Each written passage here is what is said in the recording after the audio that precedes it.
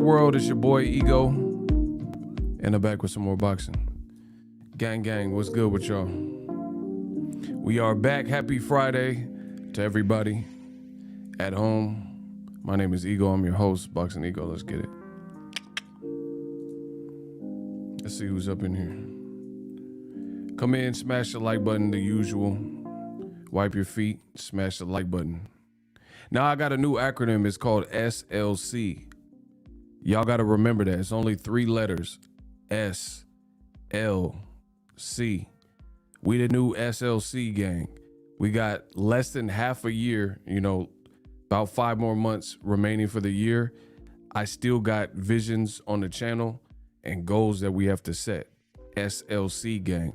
Subscribe, like, comment. If you are new, if it's your first time hearing my voice, SLC, subscribe, like, comment, SLC. So make sure y'all come in and do that because we're going to hit our goals one way or other. I got until December 31st on the channel. Shout out to Adrian. Again, he beat everybody, every single one of y'all in here. Adrian, he says, salute King, peace and blessings to you in the chat. Edward, what's up? Terrence, Ryan Wright, HC Picks, Kareem, E Banks, what's up? Barry. I ain't even gonna pretend to to pronunciate that name. What does that say?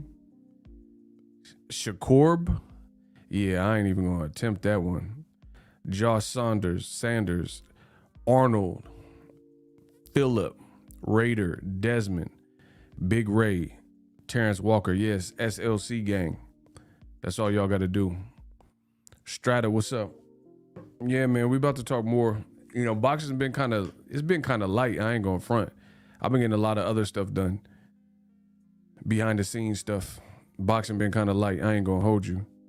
But we should have some. It should pick up. I think who fights this month? Ryan? I think Ryan fight this month. Luke the Dawn, what's up? Jeremiah, what up? Look, we got some electrolytes. We're about to get started. Yo, before I get started, let's do the Boxing Ego roll call. My name is Ego. I'm representing the Bay Area, California. We run up on you. Let me know where you guys are from. City, state, zip, area code, all that good stuff. And we'll get started.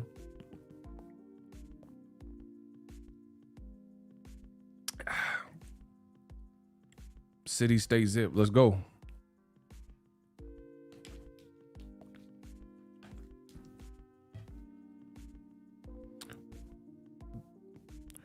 Bro, YouTube is playing with me, bro. They keep putting this crazy lag on my ish.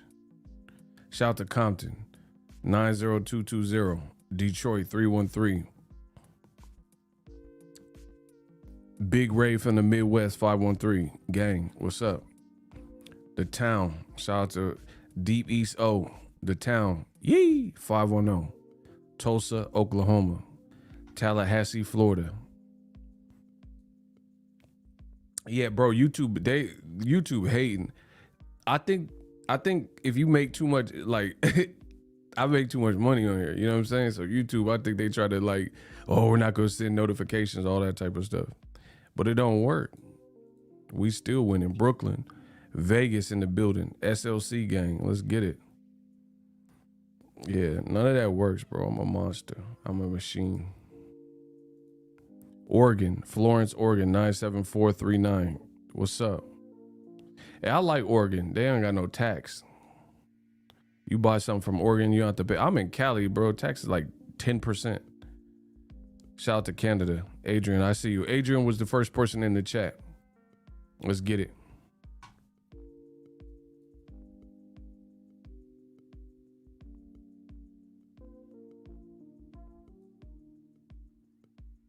Let's get it.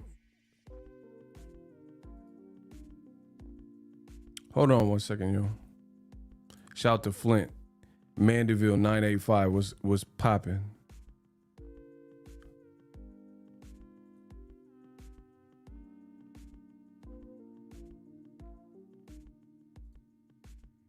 Hollywood, South Carolina. JC, Minnesota. What's up? What's good with you? Yo, y'all got to get the likes up. Let's go. We ready to work. Let's get it.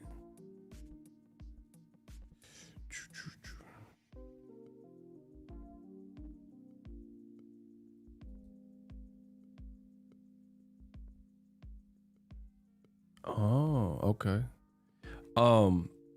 Tuscaloosa, Alabama, hold Deontay the Bronze Bomber Wilder. 36404. Yeah, Wilder got his own statue. That's crazy. Let's get it. They gave that boy his own statue. That's how you know you made it. You get your own statue though. Pedro, what's up?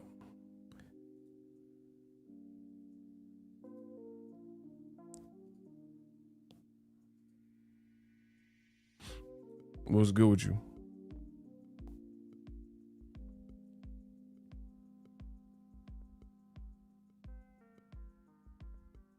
He said, oh my God. Yeah, that's a big... Man, I want Wilder to come back. Bro, the heavyweight division is dry without Wilder. I ain't gonna hold you.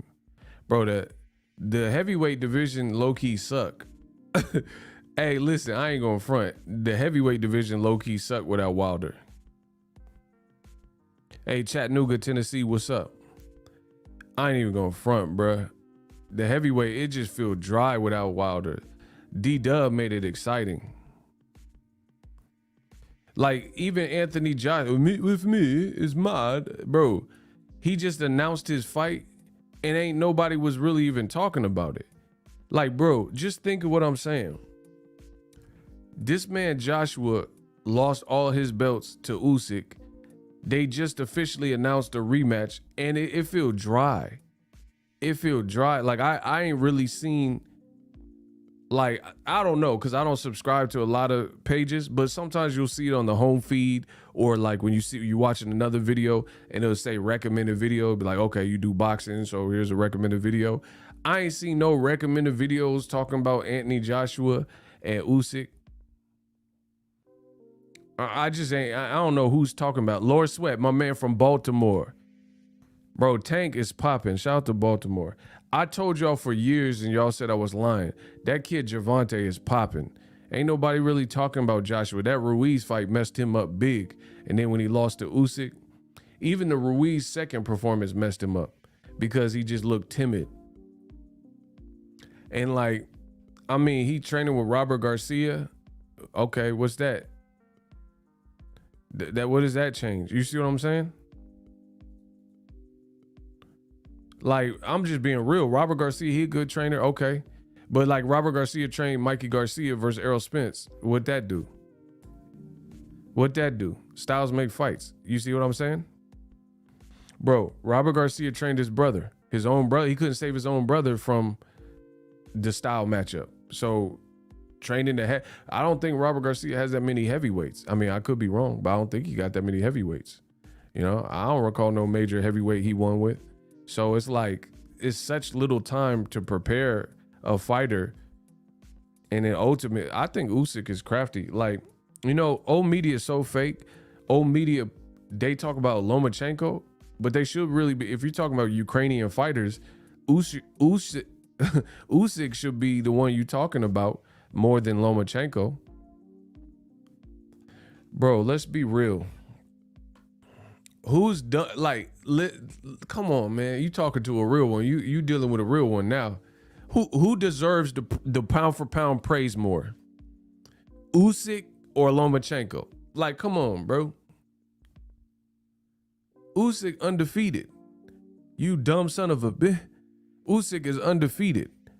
Lomachenko didn't even make it to 20 fight. He got 2 losses. Usyk was undisputed. Something that Lomachenko not never know nothing about, because he came close and then Teofimo capped him up and he lost all his belts, and now he gonna have to see Devin Haney to try to get them belts, and we don't even know if Top Rank trying to do all that. You dig? So Usyk went undisputed in the World Boxing Super Series, won the Muhammad Ali. I done wrestled with an alligator. I done tussled with a bear, bro. He got the Ali trophy. Then he knocked out Tony Bellew, crazy. and Bellew was off the 2 David Hay. See, this is why when it comes to, I don't care who mad, who like what I say, who don't. When it come to boxing, I know this.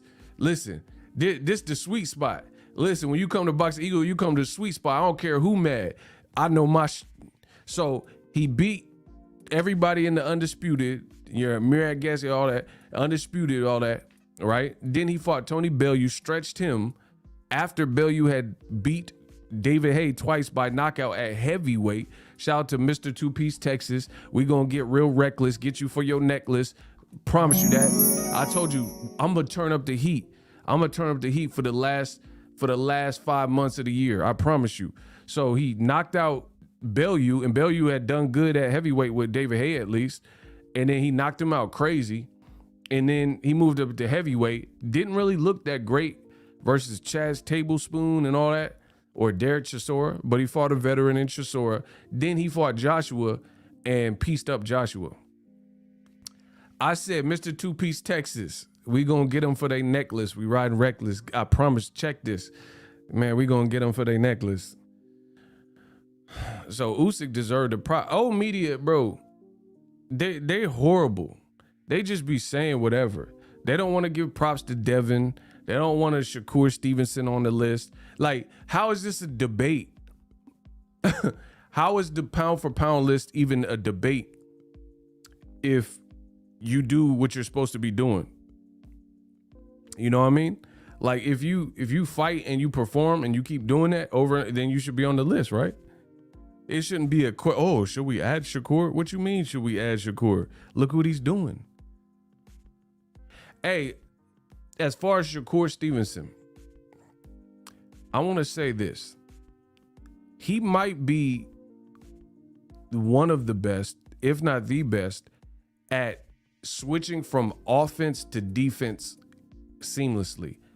And the style of being able to be right in front of you and not get touched up. Like, that's hard, you know what I'm saying? Because some people use legs to get in a position to not get touched up, like their legs could be their defense. Shakur don't really get touched up. Like, you have all the fights, even when he stepped up, Pitbull Diaz, you know, Christopher Diaz, or Jamel Herring, or Oscar Valdez. His face, you don't be touched up at the end of his fights. You don't see a bunch of like bumps and bruises and cuts and stuff like that. And he be right there in front of you. Even that African dude, I don't think that was Shakur's best night personally, but you know, the dude came back and knocked out Bercho, so you kind of understand it a little bit more now. The guy was probably just awkward with power. You dig?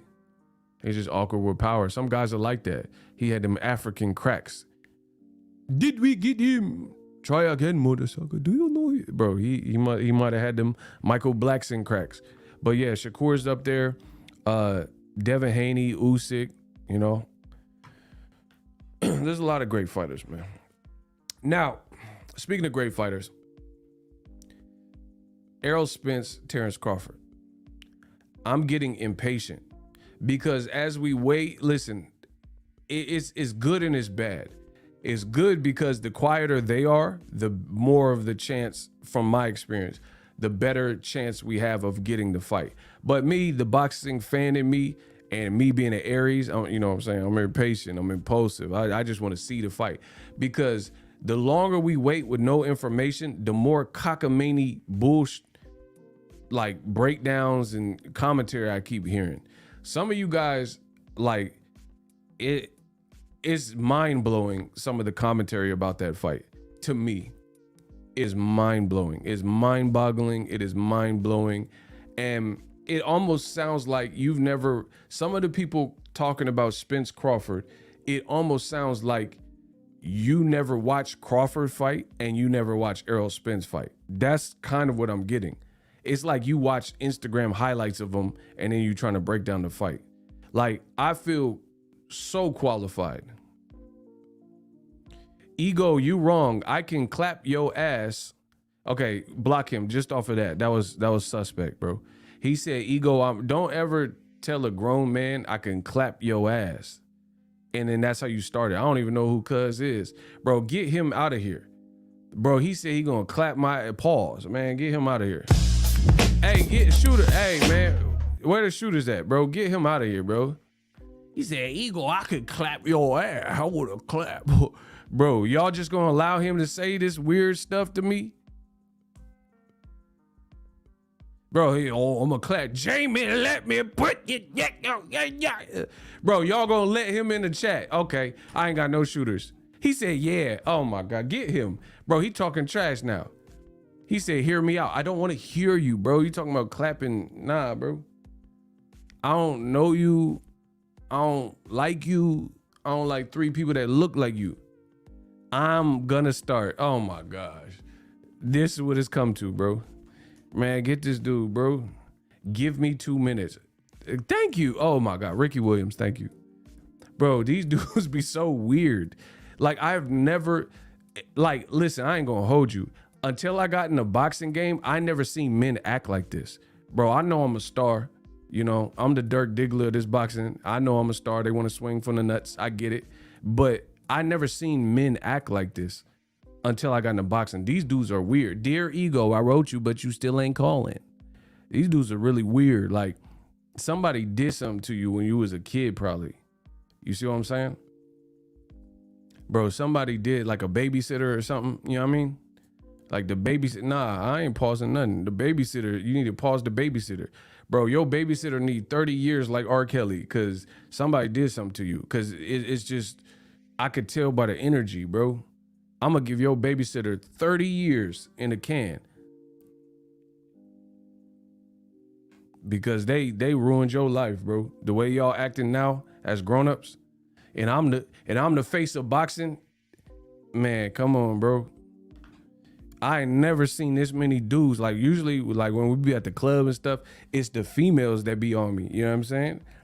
Because I be coming in like Mike Lowry. I be like, cuz I'm Mike Lowry. You know what I'm saying? In box, it be dudes. Oh, Ego block me. Like, y'all tripping. The dude, like, bro, in 2022, I don't even know what year it is. 2022, dudes be thirstier than the females. I promise you. Like, if Errol Spence and Crawford walk by, dudes be yeah. Like say that for the ladies, bro. That's right, bro. They be acting like Prince and stuff when Earl walk by or Wilder, and they be online talking crazy. Oh, Wilder, you're a bump squad. Tuscaloosa. Oh, the bronze bomber. They be talking crazy. Y'all be talking crazy on this internet, bro. I ain't even into that. Listen, y'all be talking crazy on the internet. Oh, yeah, Ego. Yeah, boxing Ego. You want me to stroke your ego, huh? Will ya? Touch my body. Like, I'll be like, what? Bro, y'all need to chill, bro. Let me run my show. You are obsessed with me. Touch my body. Like, what? Bro, these dudes is weird. I'm sorry. I'm so sorry, bro. These weirdos be like craving my attention. I'm not, oh yeah, I want to treat you like a bag of Skittles. Taste the rainbow. Like, what? I'm so sorry, yo. Like, taste the rainbow. Like, what? I know it was Pride Month last month, but what you talking about? Man, y'all better talk to me now. Taste the rainbow. There's no wrong way to eat a Reese's. Like, what? Bro, y'all sweet. Y'all too sweet. Hey, shout out to my man Diego. Hey, Diego, if you listen, Ego's army is the hardest out. It could be 300 of us. We'd be like Leonidas and 300. Like, we'll defeat the whole other army, Xerxes and all them. Bro, watch Diego 619. Look at that picture he got and look at that name. His comments be so funny, bro. I just like, listen, see, y'all think I don't be reading the comments. I don't, but sometimes I see them and I know my regulars. Diego is funny, bro. Like, he be saying stuff about Ryan. It's hilarious, bro. Just look out for the name. Oh yeah, this is a Friday stream. It feel real good in here. It feel real loose. Bro, Diacona, man, I try to tell you. These dudes is weird, wacky. And why y'all keep saying I hate every fighter, bro? You sound stupid as hell. Why y'all say I hate everybody? Like I just sit around as a hermit just hating every fighter. Man, come on, bro. I just give you my opinion. You can like it. You can shove it up your ass. I really don't care. But I'm just telling you my opinion. Listen, Crawford Spence is an amazing fight. Two brilliant fighters. Like, how does that convert to me hating either guy? You guys are full of that's what y'all like, porta potties. Y'all full of y'all listen, that's your new name, porta potty. Cause you full of you full, and I'm trying not to cuss so much on YouTube.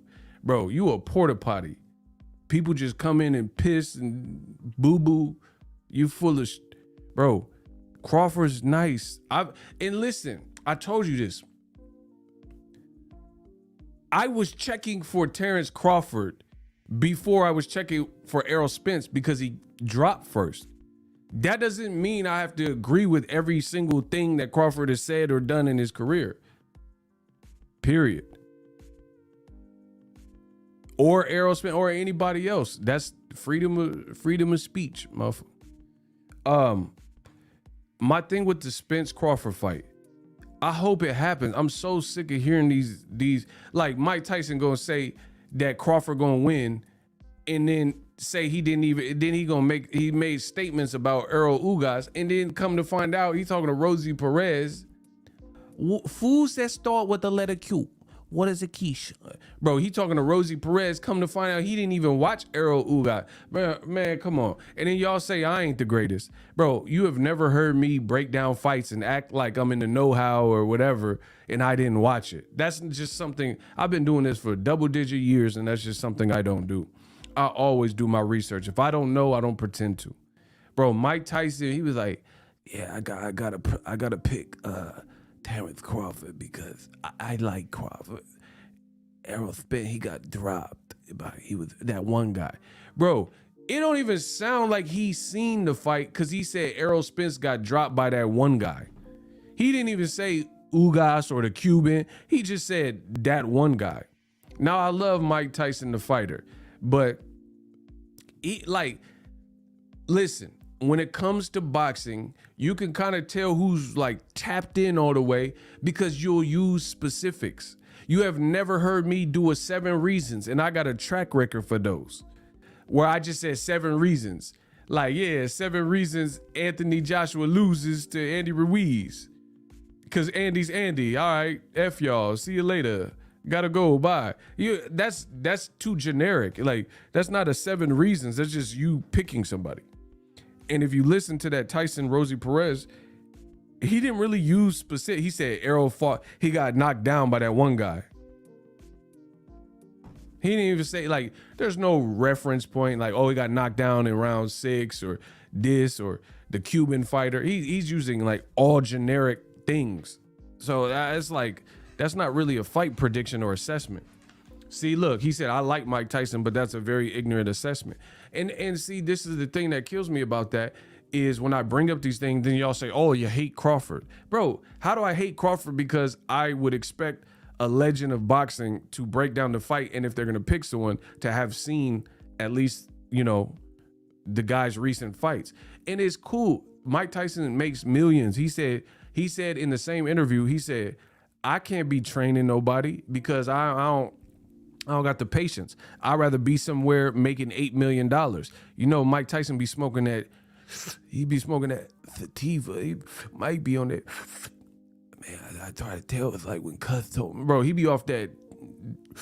He be off that Sonny Chiba. You know what I'm saying? He be chiefing and stuff. He be off that Chief Keef. So that's cool. But then when people are saying, hey, even Mike Tyson said Crawford wins. I mean, how can we count that? Mike Tyson off the sativa. He off that reefer, that sativa. He's smoking. Like, bro, he's smoking that reefer. Mary Jane.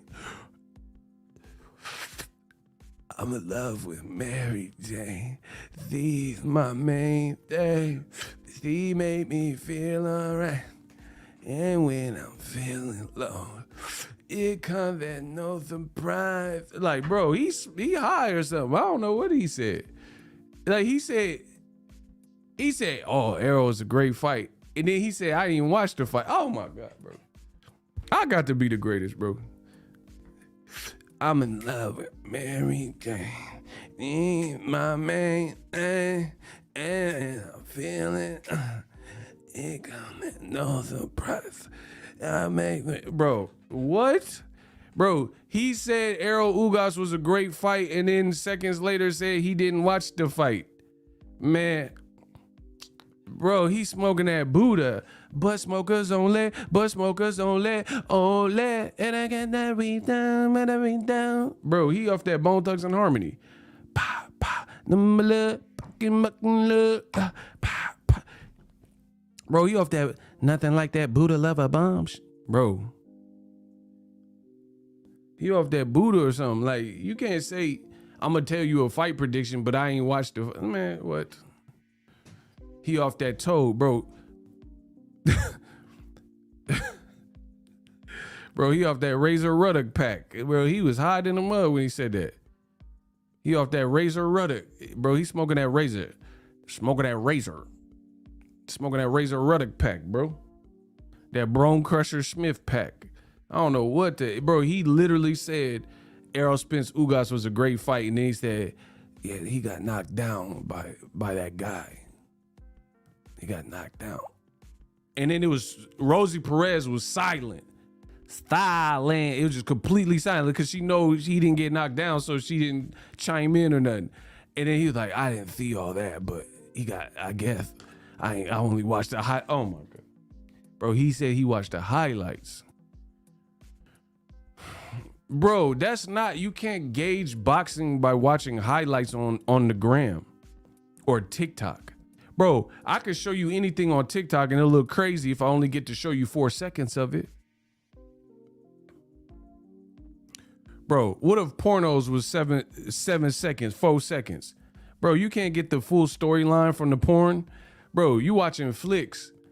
Your girl, she on a work trip and you watching flicks at the crib. Imagine if they was as short as a TikTok. It was like 4 seconds. You trying to, bro, 4 seconds? Man, come on. Bro, you can't get the whole storyline. They got to build a character. Okay, he the UPS delivery driver. And then he got to deliver the package and she ain't got a pen to sign with the packet. So, you know what I'm saying? That you got to work your way. Hey, how come porns have the worst storylines that would never happen? Bro, you ever see that? Like when the porn, bro, I seen the porn and he was like he had a UPS outfit on. And then the girl answered in lingerie and she answered the door and he's like, I got this package for you. Oh, this package. And then she was like, but I don't have a pen. And he's like, just use my cock. Man, hell nah, bro. This, bro. Why don't you just grab my cock instead? Bro, that would never happen. Like, I get Amazon packages every day. Ain't no fine females doing all that, bro. I promise you I seen a flick like that. Bro, how am I crazy? I'm crazy because the flick, all right, bro. Bro, she's like, oh, but I don't have a pen. He's like, why don't you just grab my cock? Like, what? Where does this happen, bro? They in Milwaukee or so, Wyoming or somewhere, Idaho, Bro, that has never happened in the history of package delivery. Bro, they don't even deliver my package. Amazon be lying on my packages. They be like, we tried to drop it off, but you weren't home. Like, bro, I was in the crib right there by the door waiting for you. You didn't try nothing. Bro, Amazon be lying on me. Bro, I got a text message from Amazon at midnight. They say, we tried to make a delivery, but you wasn't there. Bro, I'm here. It's midnight, cut. What you mean you try to bro, Amazon, I'm gonna get you. Bro, give me my money back, bro. Bro, Amazon be lying, talking about we attempted to make a delivery. You didn't attempt nothing. I'm at the crib. I'm making some top ramen right now. Yeah, you didn't knock or nothing. Shout out to Donna Williams. What's up? Man, them porn flick storylines be horrible. You just gonna sleep with the delivery driver out of nowhere.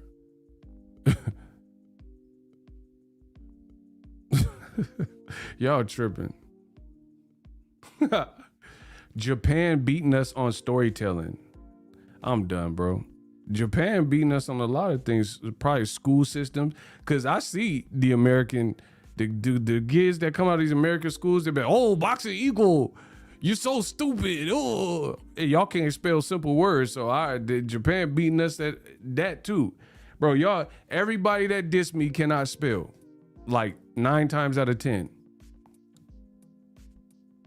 They be saying, they be calling me all types of names and be misspelled. Kevin Slims, what's up? Salute Ugas, let's go.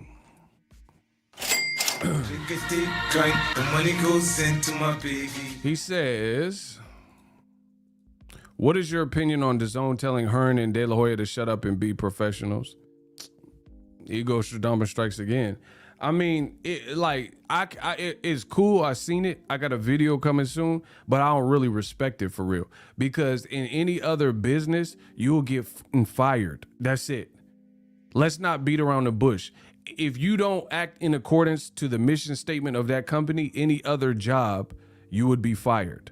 So if DAZN don't really like the back and forth banter and beefing with other promoters, you will get disciplined. Like when I worked at Lowe's, when I was a salary manager, and I was still making more than you haters, we had a saying. And my manager, the manager over me, he said, if you have an employee that's perpetually like holding your department back, you write them up and write them out. That's what he said. So basically create a paper trail so HR could do their part, and we have a paper trail. Every time they keep, dropping the ball in a major way, not doing in attendance or whatever, punctuality, whatever it is, write them up, and write them out so we can get someone that better fits the position. Because with some companies, once you're on past 90 days or whatever, it becomes harder to get rid of people. You have to have because lawsuits in 2022, you got to have like real life rationale or reasons why you fire someone. So he said, just keep a tab on the people. They keep coming in late, write them up and write them out. That's how any business kind of operates. Look at DAZN, the Canelo experiment is a failure. Canelo's getting paid, his family's paid, he's golfing. He's not producing though. You know what I'm saying? He's not producing ROI. No business can exist without ROI. Why do you think DAZN did furloughs and pay cuts and pay cuts with the fighters? First they were giving Golovkin 18 mil, and they told him like, nah, we're not giving you that for this next boo-boo fight. I mean, this is just simple business. The money got to get cut from somewhere. And then now they're trying to force feed us Canelo Golovkin. Good luck with that. But yeah, I mean, I dig it. Like what he's saying is true. It looks stupid. And then, what's funny? You got a black advisor in Al Haymon. Everyone say he the devil and the cancer of boxing. And he don't do no interviews. Yet old media and the racist boxing fans be more mad with Al Haymon, a guy they don't even know, never talked to, never seen. But Oscar De La Hoya be lying on interviews, contradicting himself, getting in the way of the Charlo Munguia fight, and nobody's mad at that. Eddie Hearn be saying all these fights that he want that don't manifest and happen. Nobody, old media is not mad at that, but they blame Al Haymon, and you don't even know what the man look like modern day, present day. You don't know, like, tell me, does Al Haymon got a goatee right now? Is he bald? He got cornrows? You don't know nothing. Bro, what's his hairstyle? Tell me what Al Haymon's hairstyle is right now. He got cornrows. He got Iverson braids. You don't know because he don't even show face like that. We don't even know this man like Batman or something. I don't know where he at. But conveniently, everyone hate him and all that, either cancer and all this stuff. But Eddie Hearn not producing fights. That's nothing wrong with that. What has Triple G done for DAZN exactly? Nothing. Hell no, guys, Max is profit, guy, bro. All that it's over. HBO, they did about as good as you could with a Triple G to try to put that in front of your face and promote that. Hey, y'all got to get the likes up, man. Stop playing with me, bro. I'm a punk YouTube for the rest of the year. Get the likes up. I'm gonna punk this algorithm. I'll show you how it gets done. I'll show you how to do this, son. Bro, the HBO, they did about as good as you could with a person like Triple G. That time is gone and went. All that Mexican style, bro, y'all let a guy from Kazakhstan that don't speak a lick of Spanish, don't know how to make no Spanish Mexican dish, call himself Mexican style. Ain't that something, bro? Imagine if a black fighter said, hey, I got Mexican style. Bro, the racists would be mad at that. Bro, what if Errol Spence, and if we really being real, Errol Spence, he had a Mexican trainer. He passed away recently, I believe. Rest in peace. But he had a Mexican trainer, and he came up boxing. Errol told me this. Errol came up fighting like a Mexican style. He had a Mexican trainer, and there was Mexican cuz in the gym. Like, you know what I'm saying? The cats he was fighting.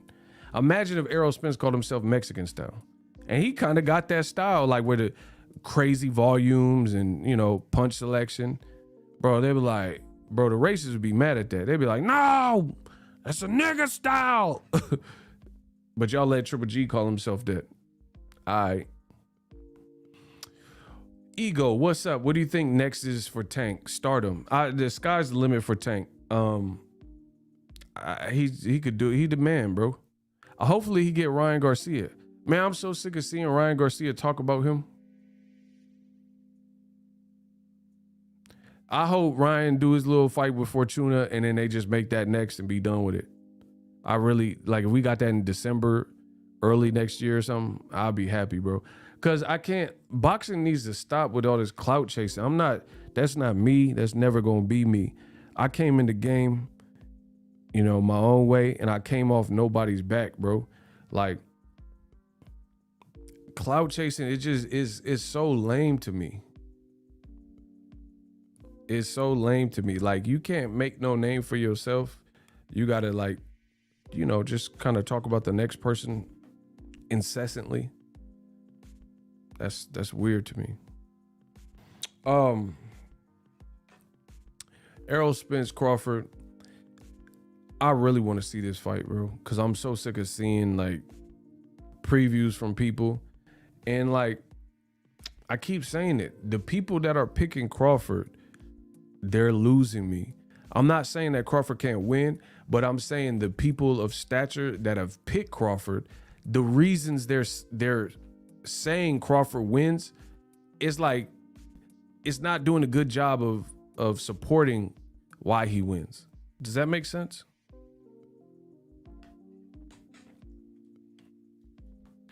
Like, let me give you an example.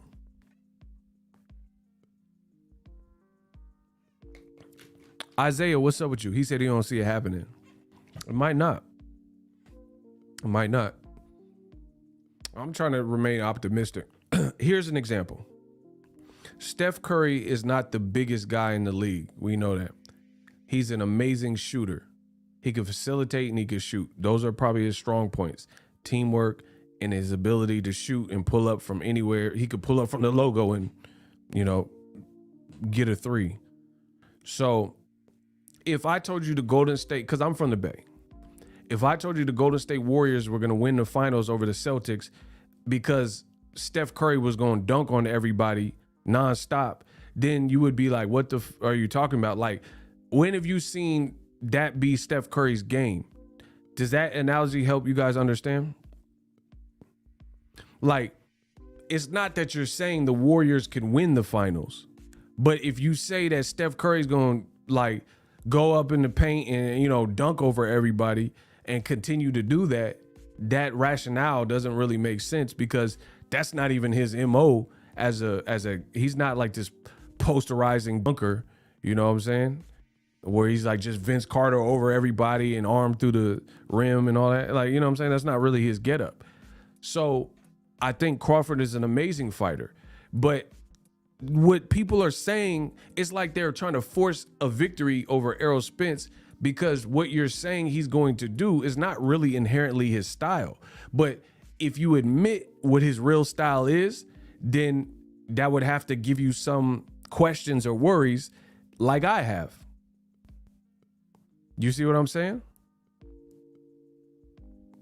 Bro, if we're being realistic, the way Crawford fights is dangerous. It's worked so far, but against a bigger guy and a volume puncher that can break you down, it's at the very least, it's dangerous. People keep telling Crawford the breakdowns that I'm hearing. They're telling Crawford to basically not fight how you've been fighting and all of a sudden be this like fleet-footed Pernell Whitaker's type of style, like Paulie Malignaggi or something. That's not how he's been fighting. So I can't wait. I can't wait to see it. Bro, I can't wait to see it. And I think that, like I said, my thing with this fight, Crawford Spence, I got a series of questions. Whoever can answer those questions first and makes those best adjustments to get towards that's who wins the fight. But the questions I have for Crawford, I would say are a bit more, I have more of them, if that makes sense. And it's for a variety of different reasons. Size. Like Errol Spence, my thing with Errol Spence is like, I got some questions, but they're just kind of basic questions like Crawford's speed, his counter punching, how do you fare with that? With Crawford, it's a little bit more because there's like size. There's the fact that at the welterweight division experience, like, let's be real. Errol Spence has a better body of work at 147. Listen, I'm the best doing it. I give you something to think about. Tell me if this is cap or fact. What Errol Spence has done, the names and the timing and all that, the resume he's amassed at 147 is greater than the resume at 140 for Crawford or the resume at 147 for Crawford. Is that cap or fact? So Errol Spence's run at 147 is greater than Crawford's run at 140, even though he was undisputed, and is greater than Crawford's run at 147, even though he became a champion in his first fight and he's undefeated, knocking everybody out. Is that cap or fact?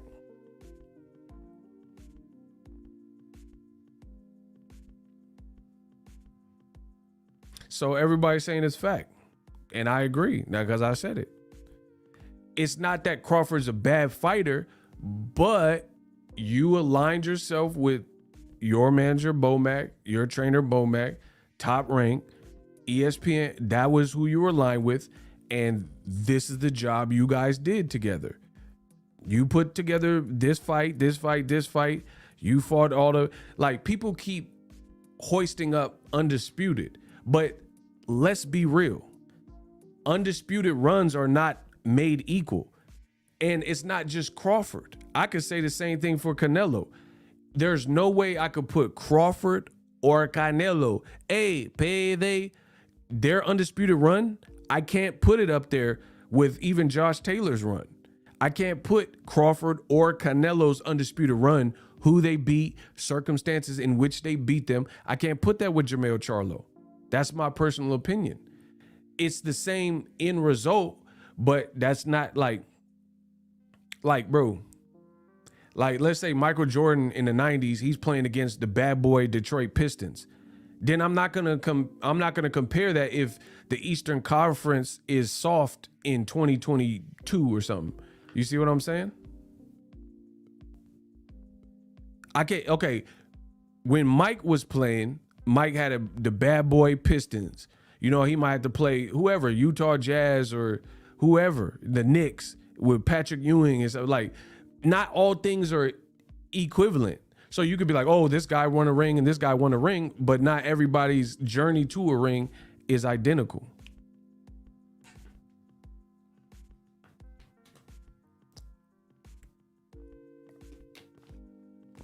That's the reality of it. It's not a knock on their accomplishment. They did it. They did the thing. And Crawford was one of the first people in this new era to even become undisputed. Before Devin Haney, before Usyk, before Canelo, before Jermell. So credit to him for it. But I can't say, like, being realistic, I can't say it's the same run that Charlo just did. Bro, Charlo in a division full of killers and came out best man. Like Morris Chestnut. Tay Diggs, you dig? Listen, I said, I'm not going to make my speech to appease you and make it less than. I said Morris Chestnut, Tay Diggs, you dig? Charlo came out the best man. Bro, he came out the best man in a division that was stacked. Like, I'm sorry. I'm not sorry, but I'm just saying that just because it's politically correct. Beating Ndongo to become undisputed, it ain't the same feels and vibes as Charlo knocking out Brian Castano. There's no way on God's green earth I would rate Ndongo at any point greater than Castano. Castano can really fight.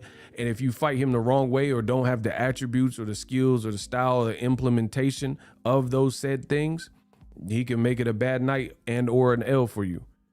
Bro, Ndongo is just big for nothing. Like, he beat one Troyanovsky. That was dope.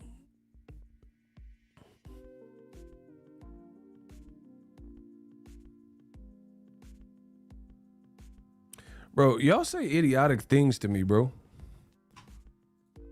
Look, this man said Tyrone. You better call Tyrone. Call him. He said Spence cannot be the best man when there are other belts. When did I say that Spence was the best man despite there being other belts? I understand, I fully understand now why people say I'm biased. Because at the end of the day, you don't even listen to what I say and you make up things that you think I'm saying and you try to hold me to that standard. When did I ever say Spence was the best man over Crawford and the belt and he still got a belt? I never said that. I just said Jermell Charlo proved that he's the best man. So I get it now. I understand. You guys just make up your own analogies and I don't even say stuff I'm not even saying, and then you run, he biased because he said that. I didn't say that. You said that. I said Jermell Charlo at 154. Now he copping please. He said, peace, I misheard you. Yeah, you certainly did, because I said Jermell Charlo proved that he's the best man. But you got, listen, I know my logic will hold up against any argument, period. It's up to you guys to comprehend what's being said. And I know I speak clearly. I'm very eloquent with this boxing talk. My vocabulary is good. I got an impeccable vernacular. So there's really no reason to misunderstand. I'm speaking at a pace that people can pick up. It's not like I'm speaking like Twister, spitting it fast or something. Got a cock in low for the pot. Kill him, motherfucker. Get him in the middle, got a rock in. I'm not saying it too quick. Do you fools listen to boxing or do you just skim through it? Bro, if you gonna quote me all the way. Rewind it, write down what I said, and then say it back to me. And then we got something. Got a cock and low from the pot. Get him in the middle, got a rock and roll. Gotta hit him in the heat with the hardest. Bro, I'm not mumble rapping or nothing. I'm saying everything I'm saying slow enough where people can understand me. I know my audio sounds good. We HQ high quality there. I just upgraded some more equipment. I mean, what more do you want from me? Bro, Spence is the A side over Crawford. Period. That's done deal. My point is, certain undisputed runs are better than others. It's that simple. Top Rank, ESPN, Bob Arum, they got what they could get for Crawford for the last years. And if what I'm saying is not true, why is Crawford suing Bob Arum? Bro, make it make sense. If you love the job that Top Rank did for you and they gave you everything that they promised you, why are you suing them? Bro, I told you, ain't nobody gonna make more sense than the Dawn, than the God. Bro, I'm the God of boxing. You don't understand this by now? I am the Elohim. It's over. Y'all must bow to the Elohim of this boxing regime. Stop playing with me. The dawn of all boxing talk. Why is Crawford suing if you love the job? Why Errol Spence ain't suing Al Haymon? Why Danny Garcia is still fighting under the Premier Boxing Champions banner with Jose Benavidez? None of them is suing them. How many people have left Bob Arum and then started something else up and complained about it after? Come on, man. Y'all got to come with the facts, bro. If you want to beat me, I'll give you the keys to beat me. I'm unbeatable, so there are no keys. I'm the Elohim. Yeah, bro. All you have to do to beat me is make more sense to me, and you can't do that. So I'm unbeatable. Because for you to beat me, you have to make more sense to me. If I'm telling the truth, you cannot make more sense to me. So I'm the Elohim. I'm unbeatable. For you to beat me, it requires you to lie to the fans. I'm not lying on Bud. I'm not hating on Bud. These are the facts. If it didn't happen, I wouldn't say it. Bud fans, they pulling their hair out. Bro, you could do that all day. It don't change the facts. And that's that. That's what happened with Bud's career. If you're content, bro, Shakur Stevenson even got some of the looks he's won. He been calling for the Oscar Valdez fight. He got it. Name an Oscar Valdez type of fight that Bud got in 10 years with Top Rank after Gamboa. Where like Shakur versus Valdez, that was probably the #1 fight in that division at 130 that he could have fought. No, name somebody else that's more of a popping fight. That was probably the #1 fight. Bud ain't never got the #1 fight in the division. Like a popping fight. Nah, he got the Undisputed, but he ain't got no #1 because #1 would be Errol Spence. And you ain't got that under Top Rank. Mikey Garcia, what does that mean? Mikey what? What about Mikey?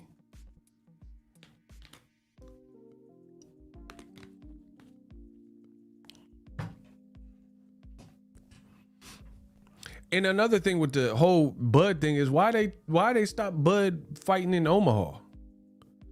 That seemed like a sure shot where at least you get a cool crowd. But instead, Bob Arum didn't put him back in Omaha. I don't even know. When's the last time he fought in Omaha? Not Lincoln. His Ndongo fight was in Lincoln. I was there. When's the last time Bud fought in Omaha? So, bro, listen, in life, sometimes people put you in situations like that's why you have to be careful who you give power to. You got to be careful who you give info to, because sometimes you ever been in a relationship with somebody and then you gave and confided in somebody, a friend or a relationship, like a lover or whatever, and you confide in someone and give them that particular piece of information that maybe not that many people or nobody knows, and then they flip it and you get in an argument and they bring up that one thing that nobody really knows that you just told them exclusively, right? And they use it against you. So they use that, like, you know what I'm saying? Like, let's say you have, like, your daddy left you, you have abandonment issues, and you confided in someone, and then as soon as you get in an argument, no, that's why your daddy left you, and then they use it against you. That's kind of what happened with Bud. If we're really being real, Top Rank stopped putting him putting him in Omaha, and then they used his numbers against him. Where's the lie? Name the last fight Bud fought in Omaha. And then as soon as his numbers wasn't up to par, his pay-per-view viewership wasn't up to par, Bob Arum, sure enough, was telling The Athletic, Terrence Crawford, he needs to promote better. He's not promoted. And they used it against you. So that's what I'm saying. Y'all got to watch. Y'all got to peep the setup. That's a setup. If you're not, you're going to take him out of his element where he has the capacity to at least sell, and then when he doesn't sell in these other markets, and then you highlight that. Terrence, he's losing me money. Okay, put him in Omaha. He at least makes some money out there, but you stop putting him there. You dig?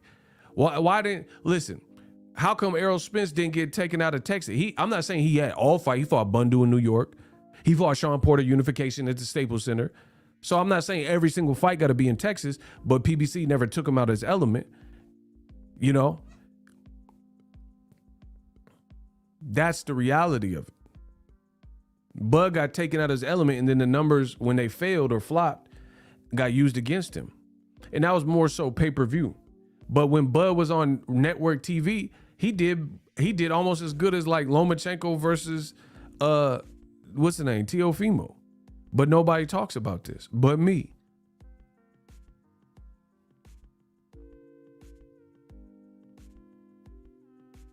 You see what I'm saying? Like, so it's like he was almost set up to fail. Remember, Bob Arum was like, oh, I'll give Sean Porter $1 million. And it took forever and ever. So the whole time, remember Bob said, I ain't giving Sean Porter more than $1 million. So the negotiation for Crawford Porter was strung out. Bud stayed out the ring. Porter stayed out the ring. By the time they fought, Porter had been out the ring 400 plus days. Bud had been out the ring like 200-300 days. But if they would have fought earlier, like, cause see, y'all don't know the business. That's why I'm schooling y'all up. Can't nobody beat the Elohim, man. Come on, bro. When Bud and Porter, people wanted to see it well before it actually happened. And remember, Sean Porter was doing interviews. Hey, I called Bud. He said he had something big. Bud was strung along, thinking he had a Manny Pacquiao fight, which never happened. See, y'all not telling the true story, and then y'all calling me a hater. Listen, if y'all want to come for me, I'm going out swinging. When I go out, I'm gonna go out shooting. I don't mean when I die. I mean when I go out to the club, stupid. I'm trying to clean up my image, so I promised the critics I wouldn't say for 6 minutes. 6 minutes, boxing ego, you're on my baby's mom. Bitch made me an angry blonde, so I made me a song, killed her and put Haley on. Bro, if y'all want to come for me, I'm coming out swinging, bro. If you want to take down the Elohim, I'm coming out swinging. And I'm coming out with facts, and if you want to beat me, then you got to do just that. Everything I'm saying is true. My baby's mom, bitch made me an angry blonde, so I made me a song, killed her and put Haley on. I may be wrong. I keep thinking he's man, come on, bro. Sean Porter and Bud, people want to see. It was like March of another year. They wanted to see the fight. And then Porter, remember he said he called Bud, and then Bud was like, oh, I got something big lined up. I got this lined up. And it was presumably a Pacquiao fight, which never happened. So we got the Porter fight, but we could have got it instead of Sean Porter fighting for Maya and without a whole year in between, but they strung it out for different reasons. Nah, M was killing. Sick dreams, a kid Nick. What? Bro, that man said sick dreams, 2 kids 16 with M16s and 10 clips each, and them reads to 6 kids each. And Slim get blamed in this. Bro, he was going crazy. Bro, that man says sick dreams, 2 kids 16. No, he said sick dreams, a picnic scene, 2 kids 16 with M16s and 10 clip seat. Man, he was on it. But anyway, that's what happened with Bud. So the biggest deal with Bud has been the timing has been foolish. The timing has always been off. It's not that people didn't want to see you fight Porter, but they wanted to see you fight Porter the first time. And it would have been better because he wouldn't have been on a 400 plus day layoff. You dig? It's not that the Khan fight could have been good, but people probably wanted to see you fight Khan in like 2015, not 2018 or whatever year you fought. You know what I'm saying? Like, bro, you fought him after Canelo knocked snot out of his nose. Canelo knocked snot out of Khan's snot box. Amir Khan thought it, eesh. Yeah, he was just done. It was over, bro. So that's the biggest thing, hindrance for Crawford, is not that he's not a beast. It's the timing has always been crazy for his fights. Like, you, like even the meme machine, bro. Listen. Bro, listen. I'll body anyone in this room. Bet that. We only going facts. We'll do a hot seat. Anybody can get it. I'm on that Broner. Man. You know, AB. Archbishop, algebra books. Listen, I promise you I'll catch a body. Anybody. Fact versus fact. Name someone that Crawford fought at welterweight that was coming off a sensational performance where you thought, wow. Name somebody. And don't just be guessing because you're going to get chopped up and you might get blocked. Think about every single person Crawford fought and tell me who was dead off an amazing performance. Like, you know how Jerron Ennis is looking spicy and crazy and like, bro, Thomas DeNorman, he knocked him out 1 round. Old boy with the Castillo Clayton, he knocked him out with 1 round. You know what I'm saying? That I'm talking about like just something that just sent shockwaves through the division. I'll wait. Listen, I'll wait. But if you reverse it, because I know, listen, I'm 10 steps ahead of the competition. If you reverse it, people say, oh, but what about Mikey Garcia?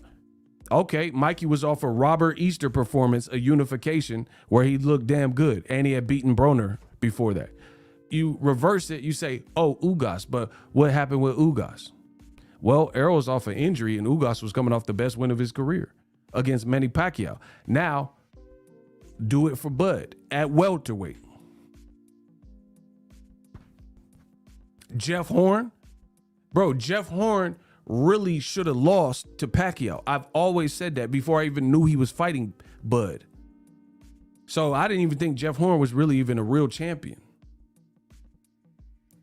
Jose Benavidez, bro, he was a 140 pounder, took like 2-3 years off, came back with 2 low-level tune-ups after being shot in the leg, and he fought Bud. Amir Khan.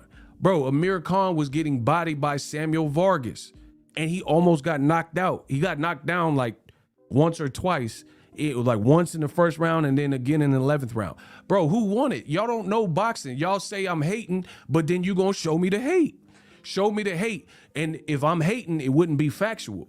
If I want to hate on somebody, it's never gonna be factual. I'm just gonna be like, oh, your shoes are ugly, your mama, boo boo. That's hate.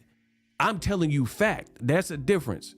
Amir Khan, he was getting tossed up like a Tupac song versus Samuel Vargas, a guy Errol Spence beat, a guy Danny Garcia beat by stoppage. Okay. I told you I'm like Floyd Mayweather. Easy work. I ain't got to worry about it. I'm TB Ego. Y'all not fucking with me. Now, Postal was not at 47. Try again. Come on, bro. Ain't no one got no work from me, man. I said at 147. I'm not judging Crawford at 35 and 40 when he about to fight Errol Spence if he fights him at 47. Let's look at his recent 6 fights or whatever he got at 147. I'm with it right now. Mean Machine, Aegis Kavalaskis. He was off of a Ray Robinson. And guess what? They said it was a draw. Robinson. That's a bar. Bro, listen. It's not hate if it's true. I said, when it came to the lean green Mean Machine, Aegis Kavalaskis, he fought against Ray Robinson. And if you watched it and thought Kavalaskis won, you must be Ray Charles because they Robinson. Man, come on, bro. This too easy. Man, come on, bro. Give me some more work. Give me some. Listen, I said Crawford fought the lean green Mean Machine, Aegis Kavalaskis. And he should have lost to Ray Robinson. If you think that Mean Machine won, you Ray Charles. You ain't seeing. They Robinson.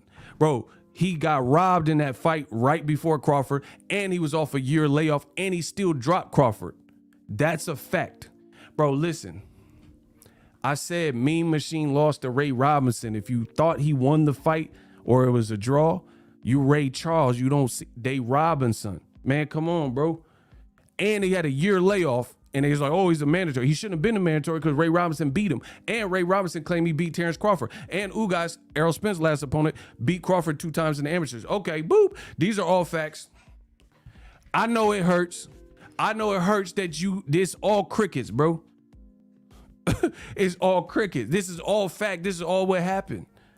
Sean Porter, he was on a 400+ day layoff.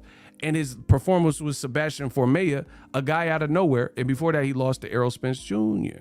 and got dropped by Errol Spence Jr. So he was no longer a champion, off a long layoff. And he said he knew he was retiring. This is the reality. This is what Bud got.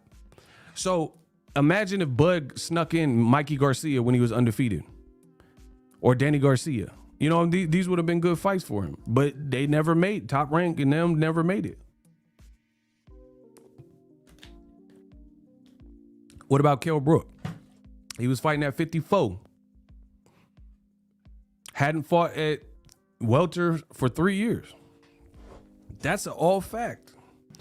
Bro, Kell Brook, he fired his trainer, got a trainer off Instagram. Bro, who gets a trainer off Instagram? Bro, this man bought a trainer off Wish. This man got a Wish trainer and Wish you was good. Bro, this man got a trainer off Wish. That man went to the Spiegel catalog and got a trainer or whatever he did. He went to TikTok and got him a TikTok trainer. Man, stop. Just stop. That man went to Montgomery Ward and got him a trainer. He went to Sears and Roebuck. Why I gotta chill? Because I'm being honest? Okay. Bro, that man went to Sears and Roebuck. He went to Kmart. Got him a blue light special trainer. Fuck y'all talking about? Bro, that man went to TJ Maxx and copped him a trainer. Ross, dress for less. He went to Ross and got him a trainer. He went to Kohl's and spent some Kohl's cash to get a trainer. That's not impressive, bro. He went to JC Penney. Bro, he went to JC Penney's and got him a little trainer real quick. That man went to Macy's and got him a trainer. That's, bro. And then he, man, come on, bro. Y'all don't want me to do this to you because you know you can't win. Bro, that man, he got that Jack in the Box ass trainer.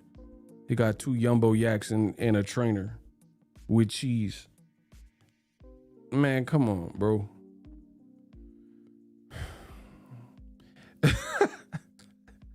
Somebody say he went to the Dollar Tree. Bro, he went to the Dollar Tree. He went to Smart and Final and let Crawford bust him up. Bro, that man went to the candy shop. I take you to the candy shop. Let you let the lollipop. That man went to the candy shop and got bodied by Crawford. Bro, that boy went to TikTok real quick. He went to Twitch. Got him a little Twitch trainer. Y'all better stop. Y'all better stop, bro. And it was the year of the pandemic. He was in a bubble with a TikTok trainer. Man, stop. He said, my boy said he went to the Avon lady. Bro, this man got an Avon Mary Kay ass trainer. And he thought he was going to beat Crawford with a Mary Kay Avon lady. Man, come on, bro. Bro, y'all better stop playing. Bro, what's that Madame Tussauds Wax Museum? He went there to got a trainer. Bro, what's her name? Madame Tussauds? Bro, Madame Badussi, the Wax Museum, he went there. Like, how you gonna get a trainer off the gram to beat Crawford? I knew you was gonna lose just based off of that. Bro, Crawford, that's disrespectful, bro. You ain't beating Crawford with no Insta trainer. Man, y'all better stop playing.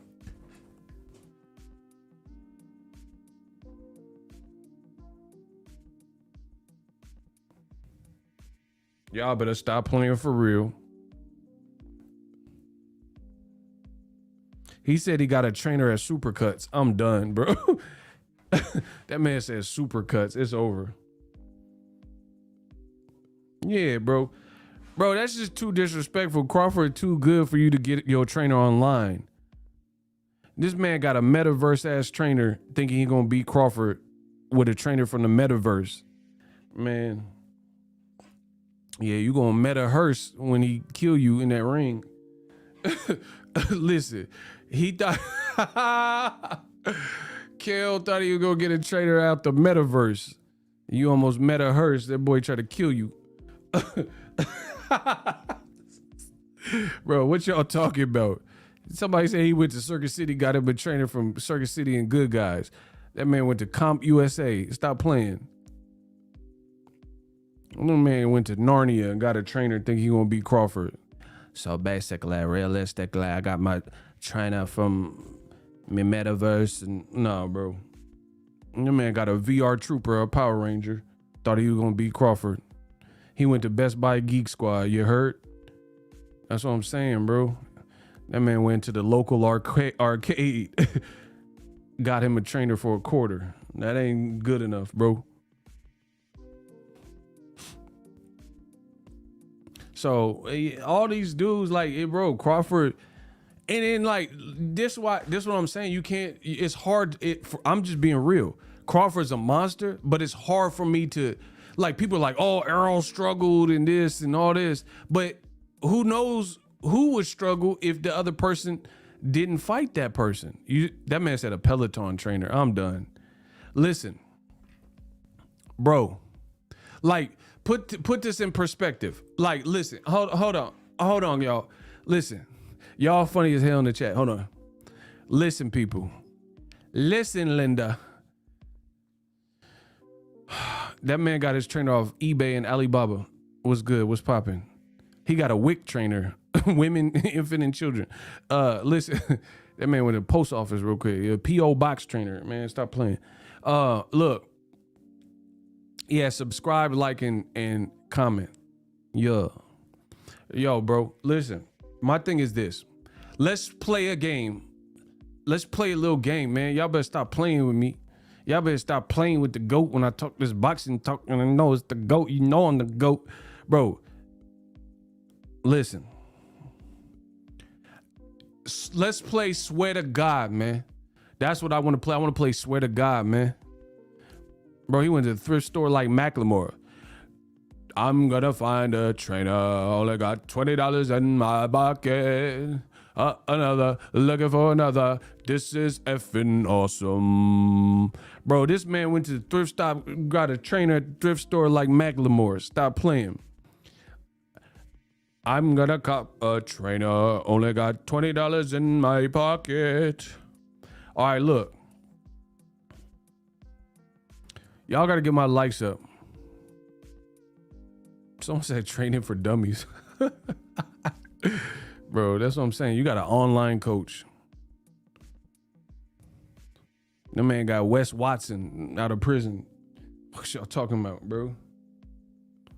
Y'all know my boy Wes Watson? He be killing with them videos. Bro, this man got Wes Watson and David Goggins training him. Man, come on, bro. Stay hard. Bro, they got to stay hard train. Man, stop. Somebody said Wayfair. Bro, overstock.com as trainer. Stop playing. Bro, stay hard. Listen, hold on. Hold on. Y'all starting to cut up. Somebody say he went to OnlyFans. I'm done, bro. Yeah, he went to LinkedIn and tried to find him a little boxing trainer. The Scholastic Book Fair. Hey, Big Ray took it back. He said Scholastic. Hey, you wrong, bro. That man said the Scholastic Book Fair. I remember that. That book fair went hard. Y'all tripping, bro. All right, look. Bro, listen. Let's play Swear to God, man. Hold on, y'all go over the deep end with this one. Man, y'all gotta shut up, bro. The comments is hilarious. Somebody said Facebook Marketplace. Bro, come on, man. Listen. All right, look. Let's play Swear to God. If anyone could beat or challenge and push Crawford, would it be Ugas right after he beat Manny Pacquiao or Amir Khan when Terrence Crawford fought him? Let's play Swear to God. Don't lie to me. Don't lie to me. Using your brain, what do you think would give Crawford's style more problems? Ugas off of the Pacquiao fight, or Crawford when he fought, or Khan when he fought Terrence Crawford 2018-19 or whatever it was? Shout out to Askiar Hussein. Let's get it. We in the building, yeah. Okay, I agree. We playing the truth game, Swear to God. Everybody's saying Ugas. So that's what I'm saying. You can play games and play stupid if you want.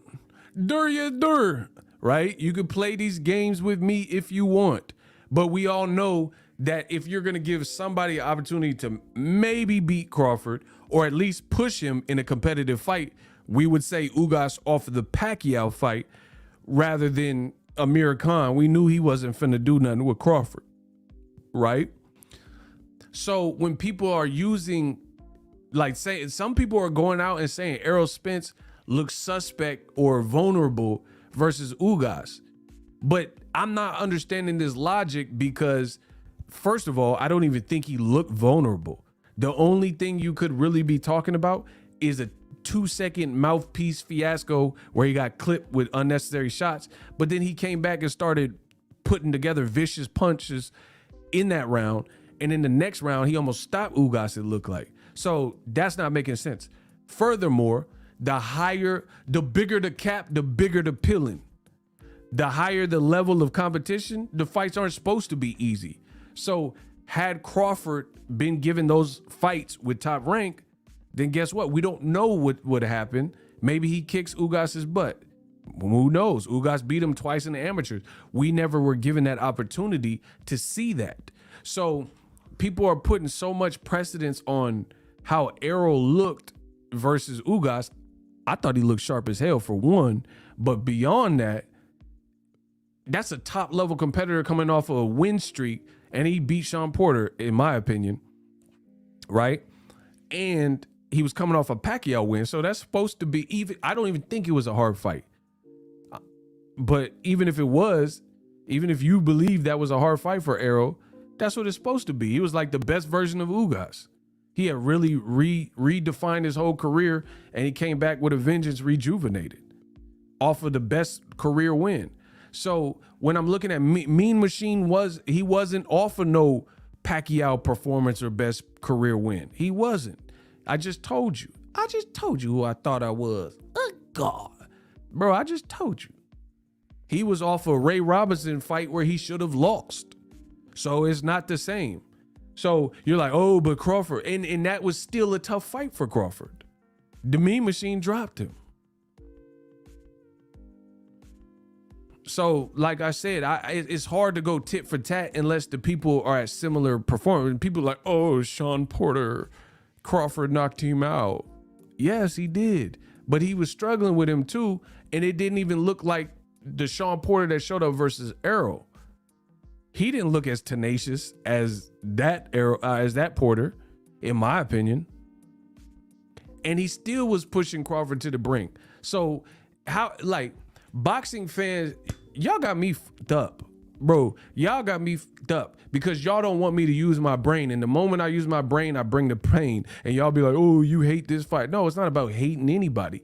But you're not going to tell me something and feed me a bunch of and I don't have critical thinking and interpret what you're saying. I can't really gauge Porter off a 400-day layoff, off of Sebastian Formella performance. Couple years later, after Errol already took his belt, non-champion Porter, and then say, oh, but Crawford stopped him. Yes, he did stop him, but that would, like, okay, so let me think of, hold on, let me think, y'all. Let me think. I'm going to try to think of an analogy for you.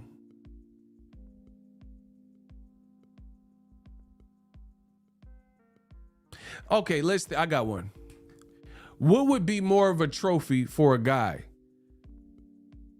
To date and crush Pamela Anderson now, or to date and crush Pamela Anderson when she was on Baywatch in the 90s? Boom. Boom. Listen, what would be more of an accomplishment to brag about to your boys if you crushed what's her name, Pamela Anderson when she was on Baywatch in the 90s, or crushed her now? This man said now. You full of it. You full of it, bro. First of all, she has hepatitis C now. So yeah, you could crush her now if you want. You got hepatitis C. Congratulations. Man, come on, bro. Y'all full of bro, listen. She got hepatitis C, so you got it too now. So good job. She didn't have that when she was on Baywatch. So anyway, you sound stupid. You fell for the mousetrap. You said Pam Anderson now you got hepatitis C. So enjoy that. He talking about now, bro. I ain't even seen her. I don't even know what she look like right now. Nah, you got hepatitis C. Yeah, you did know it, but now you got it. Yeah, I didn't know you like to get hep though. Sharm, dust, PCP, STDs. That's what you have. Nah, he trying to back off the block. Nah, you got hepatitis C. It's all good. There's no cure. It's all good. Listen, hey Edgar, he got the hep, bro. Nah, bro, you trying to play games with me. I'm killing him with common sense. So anyway, we know it'd be more of an accomplishment when she was considered in her prime on Baywatch and tens of millions of people were watching her and she was flying a bikini. But you want to play games with me, I get it. You want me to be wrong, I get it. You want me to not be the greatest, I get it. So anyway, we all know what the answer is. It would be more beneficial when someone is considered like at their best or in their prime, wah. You know what I'm saying? It's like Sharon Stone. You want the basic instinct Sharon Stone? The total recall, yeah, get these people on Mars, yeah. Bro, you don't want that Sharon Stone. You want Sharon Stone now? Man, stop. But you don't want the total recall Sharon with Arnold, yeah, Demure, yeah, Vinny, Come on, bro. You know that total recall one was banging. Man, stop playing. You want Sharon Stone in 2022? All right.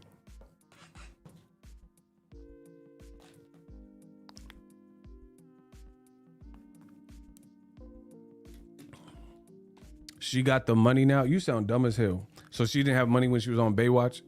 Come on, bro. You trying so hard to be right and you got hepatitis C now.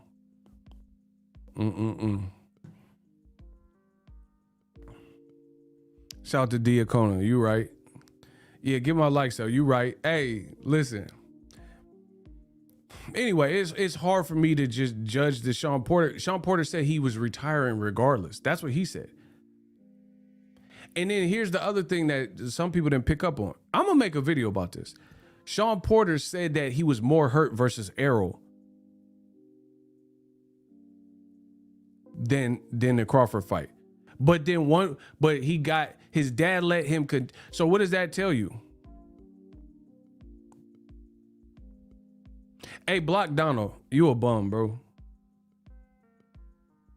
What does that tell you if Shawn admits he was more hurt with Errol and his dad was still his trainer, but then in the fight with Crawford, his dad was his trainer and he stopped the fight and people were like, hey, why did you stop the fight? But shout out to Sura.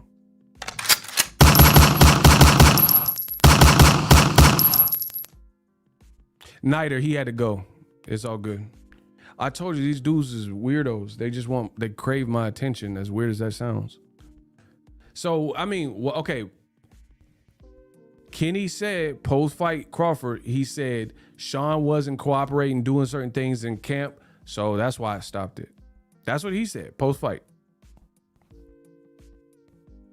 So it sounds like that could be true because how is Shawn himself say he was more hurt versus Errol, but his dad didn't think to stop it?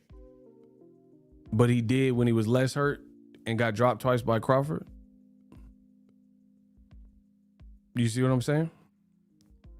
So I think maybe what Kenny was saying was true in terms of preparation. He didn't feel like Shawn was as equipped and basically prepared to get through that. I think that's kind of what he said in the aftermath is basically, you know, I knew the outcome. And this could be, I'm not, y'all can say, oh, you're hating and all that, whatever. I don't care.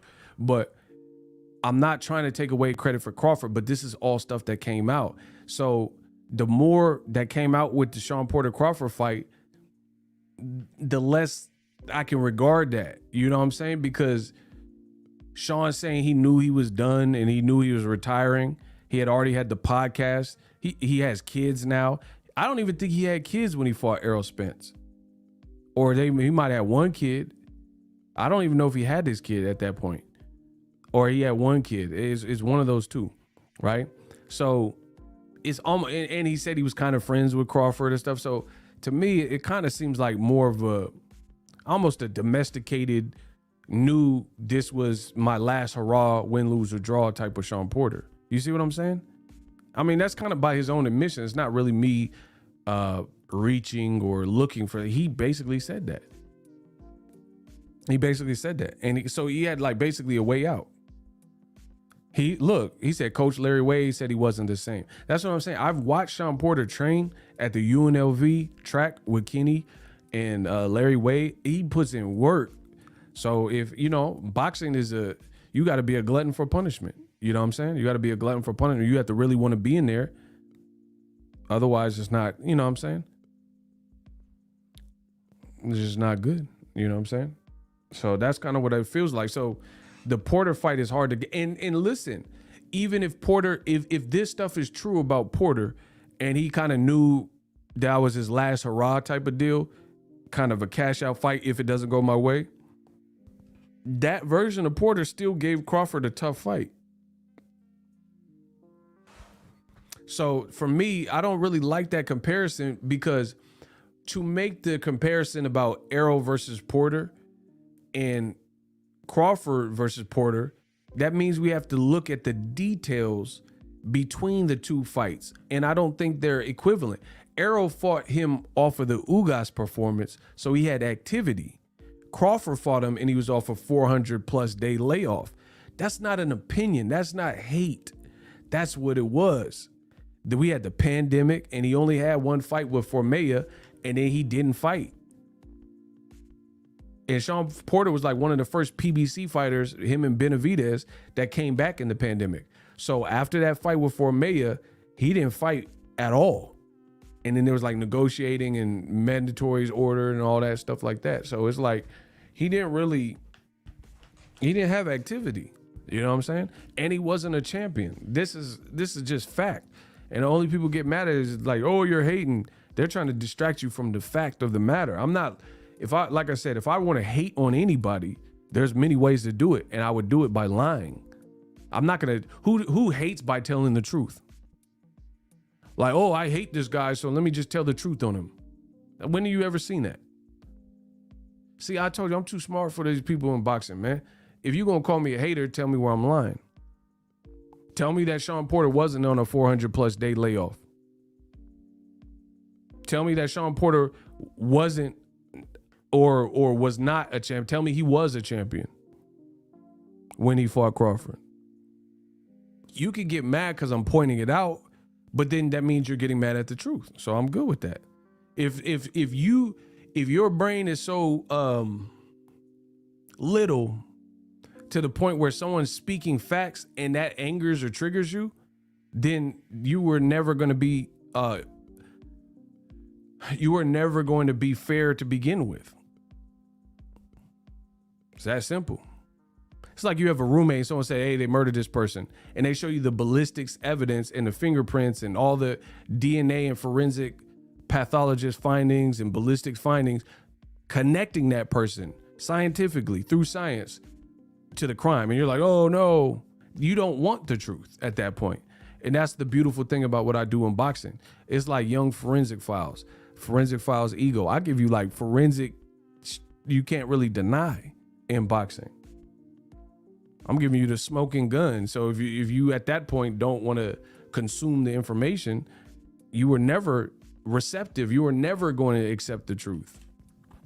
So I really find it hard for me to compare Errol versus Shawn Porter versus, because he fought a champion with activity and they weren't friends like that. Remember, Errol Spence was roasting Shawn Porter, say, you fight like you can't swim. You fight like you drowning. Yo, shoes, look at this man's shoe. He was like roasting Shawn Porter versus Crawford and Porter. They said, at a point, they're like, oh, we may not fight because we were friends and I've known him since the amateurs and won't. So that's the reality, bro. That's the reality. So it's hard for me to say, oh, he just whooped him better and stuff like that, like some people are saying, because he stopped him, because it was a difficult fight up until the stoppage. And at the point of when he did get dropped and got clipped, if your brain is not fully focused on boxing, you're thinking about podcasting and stuff like that, then it's going to be easy to like check out, I guess. You know what I'm saying? If boxing is your only bread and butter, you're probably not going to check out as easily. If you know your mortgage don't get paid or this and that, you know what I'm saying? If you don't continue fighting, it's probably going to be a different experience for you. And that's why people were kind of looking at hey, y'all got to get the likes up, yo. Y'all got to get the likes up, man. Stop playing. It's probably why people were looking at the stoppage like, what was that? You know what I'm saying? People were looking at the stoppage like, come on. Like even Errol Spence was in the crowd and he looked up and he was like, what was that? Because people were kind of wondering why Kenny Porter stopped it at that given moment. So, I don't know. We'll see what happens if Errol Spence and Crawford fight each other. But just the comparison, like I said, I'm not going to compare two things when I know the facts. Like if you're a casual, okay, that's cool because you don't know. All you know is BoxRec says Sean Porter got stopped by Crawford and he didn't get stopped by Errol Spence. But it would be ignorant of me to have been at some of these fights. Like I was at Sean Porter and Errol Spence, right?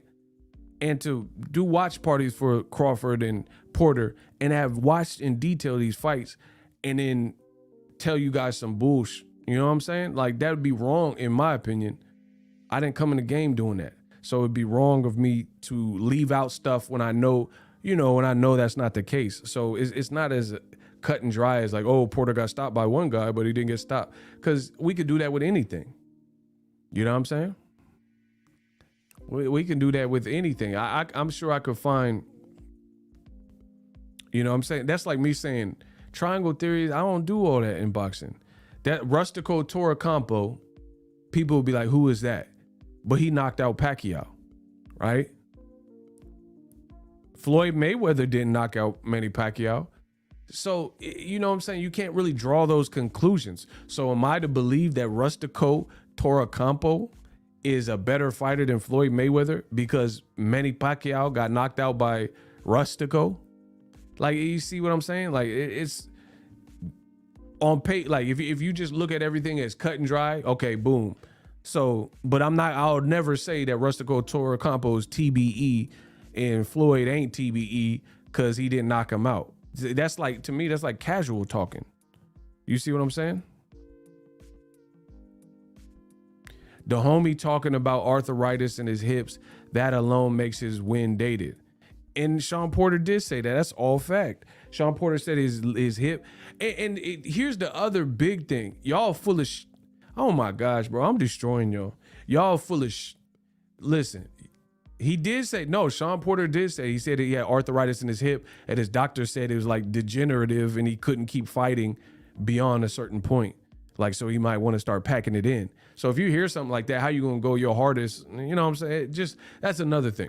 But here, I'll prove that y'all full of ish. To compare and just say Crawford stopped him, Errol didn't, you would negate the whole fact of this. What if Errol Spence softened Crawford up? Softened Sean Porter up by 12 rounds of war and dropping him. So by the time he got to another elite fighter, it had taken its toll. What about that? Because that's how it played out, because Spence got to Porter before Crawford did. So we're just going to pretend like that. Okay, for example, if Antonio Tarver never knocked out Roy Jones Jr., do we know if Glenn Johnson would have knocked out Roy Jones Jr.? Because listen, when Antonio Tarver knocked out Roy Jones Jr., that was a shock. It sent shockwaves through boxing because that was Captain Hook and people didn't expect. They're like, hell no. You know what I'm saying? Because Roy and Tarver had already fought and it was a close fight, but Roy won.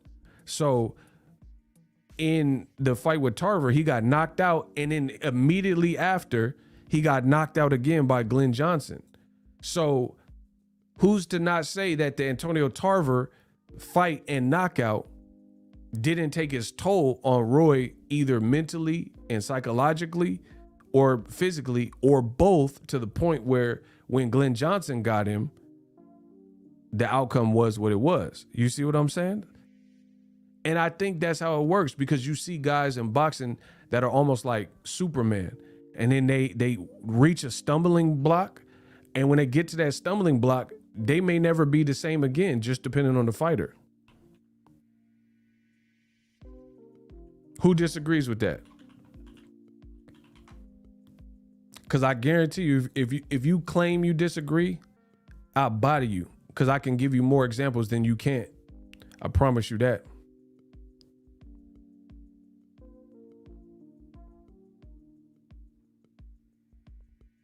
Like, here's another example. Who remembers Antoine Douglas?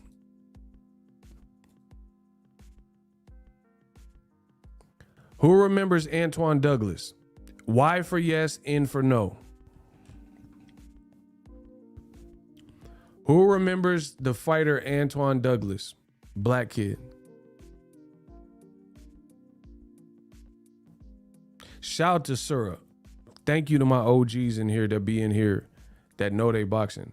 Okay, so Antoine Douglas was a kid that showed a lot of promise, and everybody was like on him. And everybody was like, oh, he next up, he next up.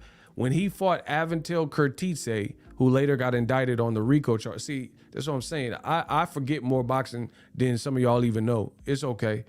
But anyway, Antoine Douglas, he was getting pushed. He was supposed to be nice. He looked pretty skilled, young, youthful, power, all that, blah, blah, blah, blah.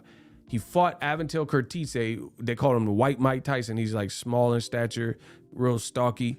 And Aventil Curtice knocked him out. After that one knockout, I really don't think Antoine Douglas was the same. And he had like some tune-up fights or whatever. And then he fought Gary Spike O'Sullivan and he got knocked out. And I don't think he ever came back to the sport after that fight. See, my boy Diacona said I forgot about him. So that's another example of sometimes you meet a certain person and they got a merciless, mercenary type of style. You might not be the same off of that one UWAP. So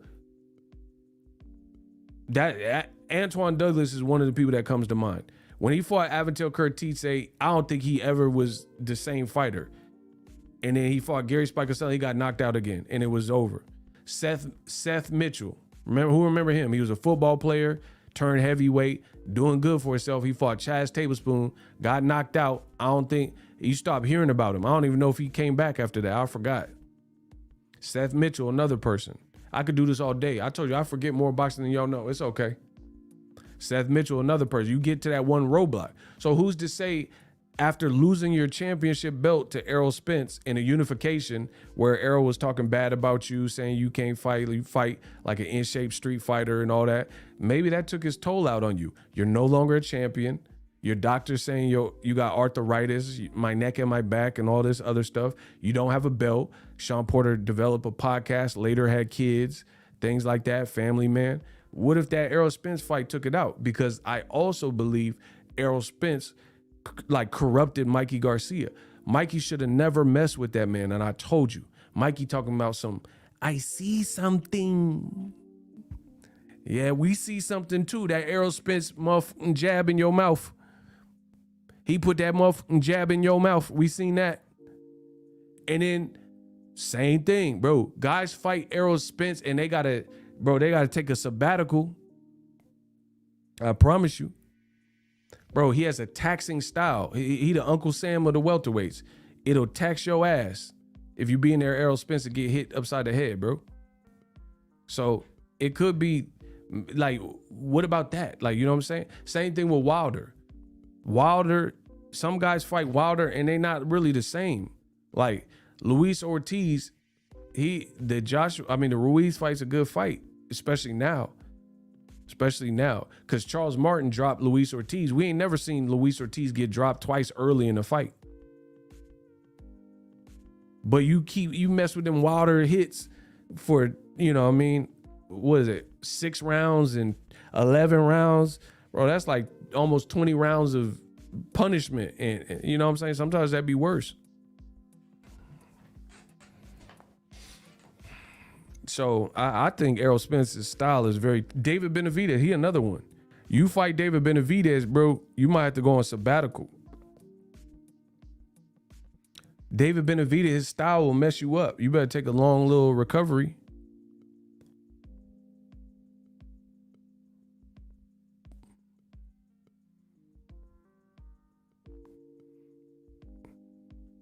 David Benavidez, he fought Ron Gavra. I don't know if he been back. They say he broke his jaw, nose, all types of stuff.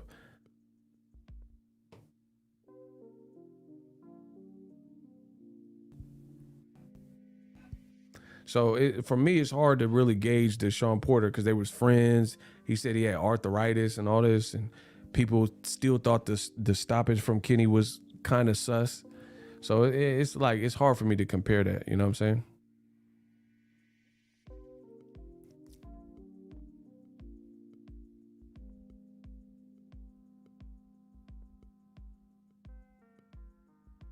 So I hope they fight, man. Because I'm sick of the speculation. And like, my thing is this, let's just get back to good old fashioned boxing talk where people talk and have conversation. I'm not mad if you pick Crawford, but at least talk like with some sense about what Crawford does well. Like Crawford, when I think of Crawford, I don't think of someone who necessarily makes it. Y'all making it like Crawford's a pretty fighter. Like he make it look pretty in there. And I don't think he does. I don't think that's his game. I don't think that's his bag, bro. So that's what I'm not understanding. That's not what I'm understanding. Like people, it's like they trying to give Crawford clues to beat Errol Spence more than an actual fight prediction.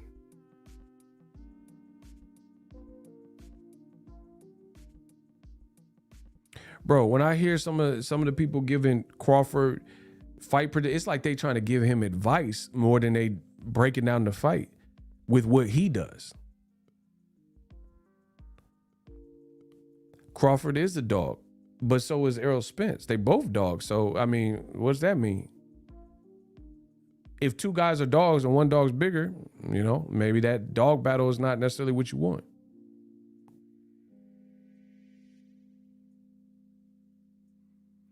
And then there's a video talking about Crawford, like he's saying he'll sit there and trade and stand there. Bro, that scares me when he talk like that, bro. I ain't gonna front. I ain't gonna hold you, bro. When Crawford talking like I'ma sit there and trade, all right, trade with him. Go do like GameStop. Have a trade in.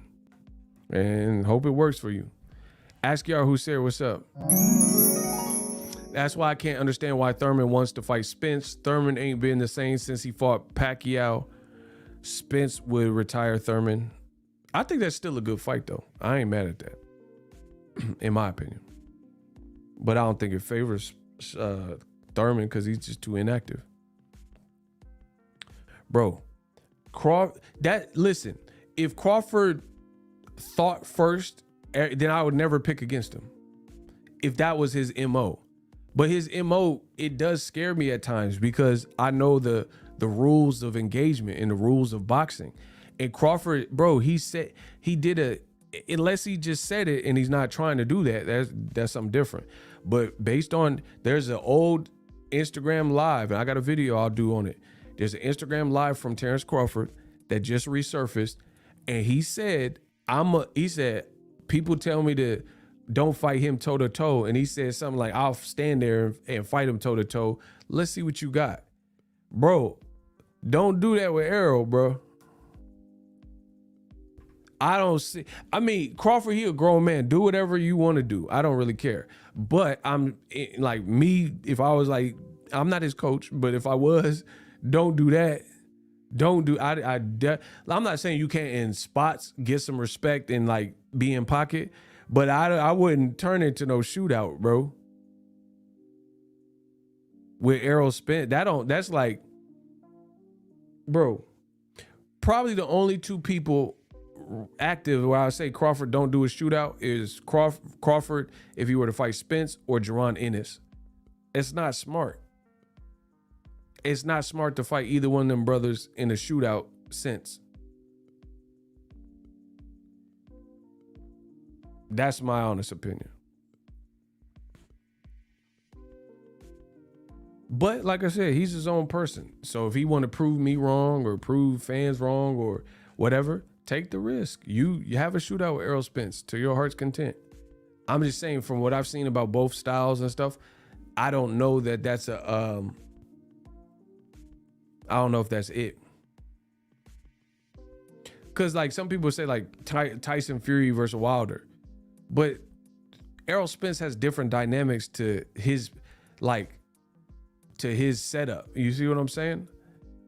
And Crawford, in the Tyson Fury example, Tyson Fury did fight fire with fire, but he's also 6'9", and he gained all this weight. He weighed like 300 pounds and kept prolonging the fight and all that type of stuff. In this case, Crawford is probably he is smaller. He is smaller than Spence. So it's not even the same dynamic. If Crawford was like 6'2" and outweighed and was like Paul Williams height or something, and he was coming down or something, maybe that's different. But being the smaller person who moved up multiple weight classes and then getting in a shootout with someone who likes to shoot out and has dog in him too, I don't know.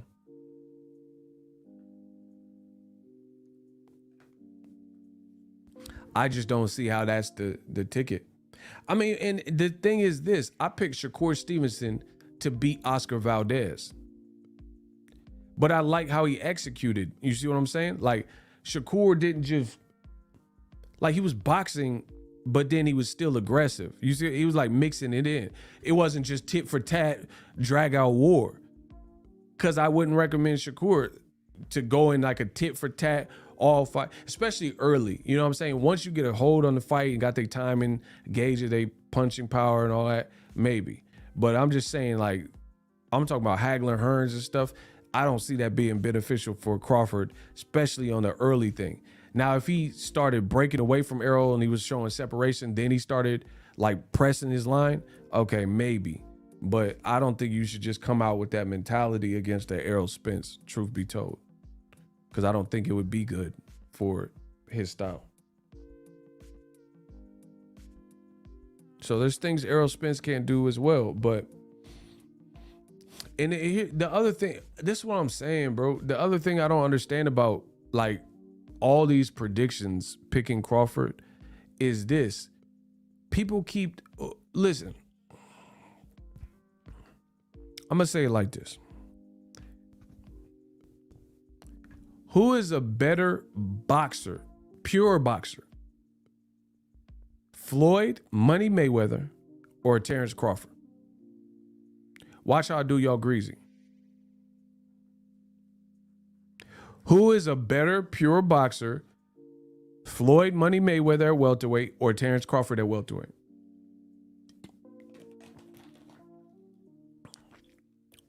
Floyd, says Diacono.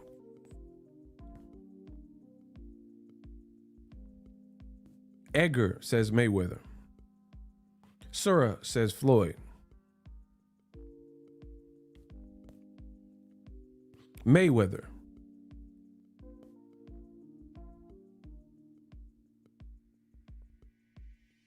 Bert says Floyd. Brandon said Money May.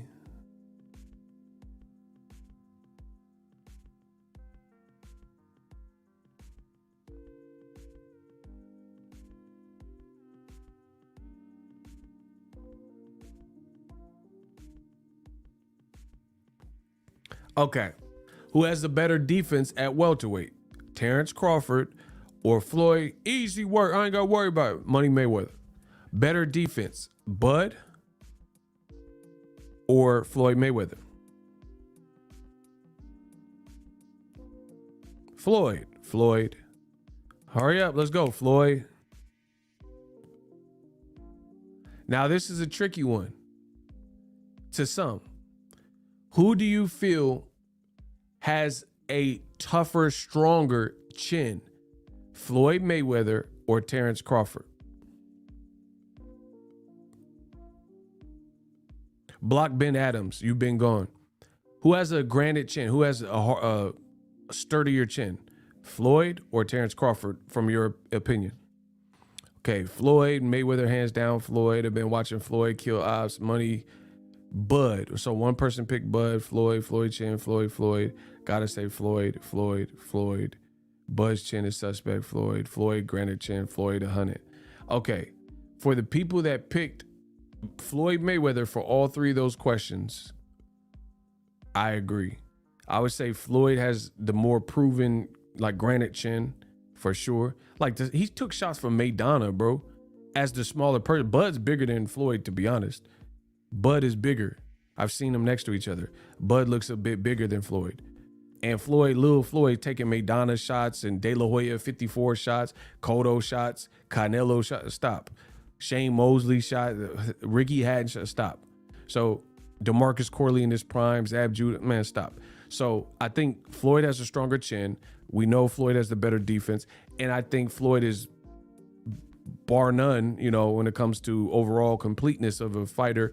And he evolved into like the pure boxer style where he's like untouchable, you know, very hard to just like trap. If you hit him with this, you're not going to continue to hit him with this. Won't. Right? And he's been tested at the highest level. So I agree, Floyd, everything. So here's my question to you. I said all that to say this.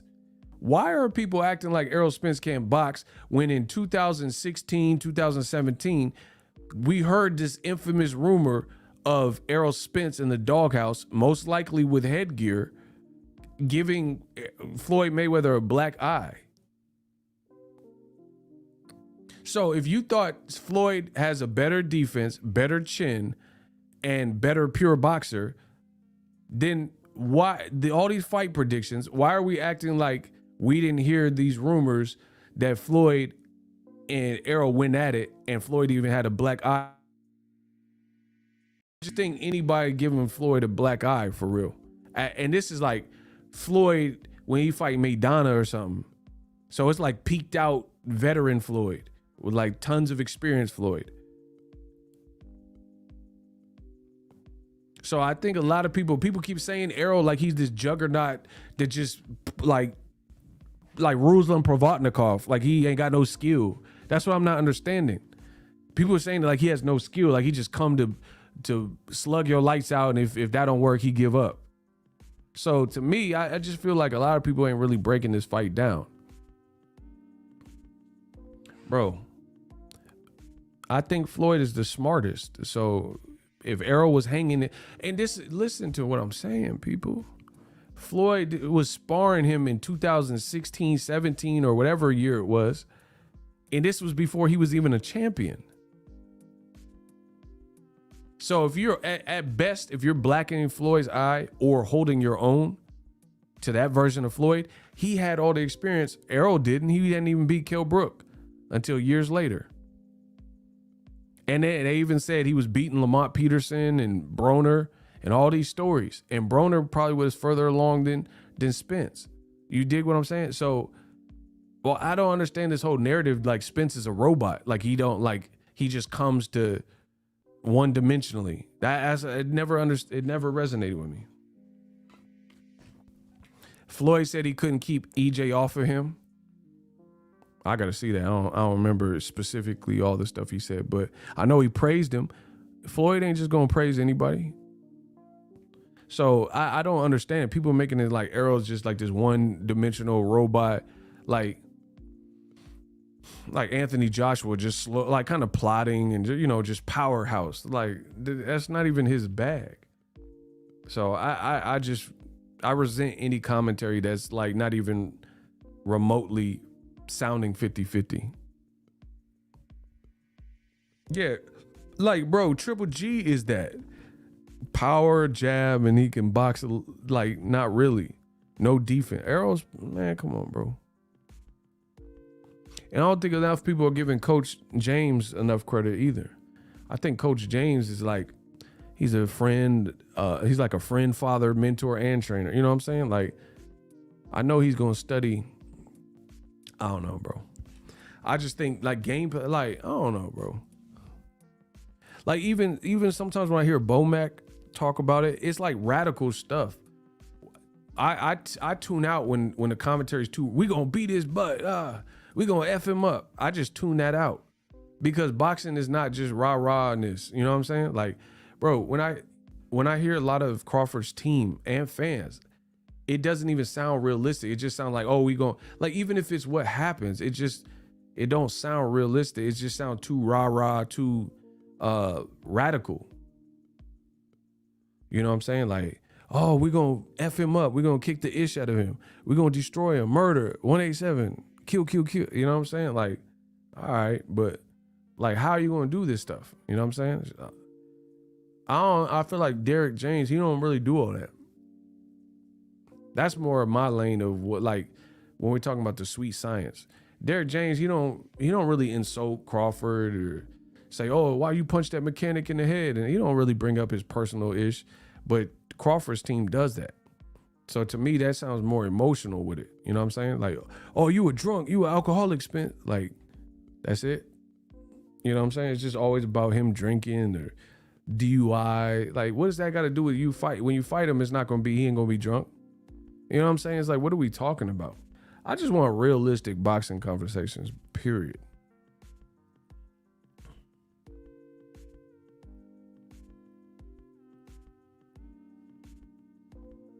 I don't like to look too far in the future. They haven't even announced the fight for me to be talking about who wins, if this and if when. Listen, say that for them other channels. I don't really do that. I don't care.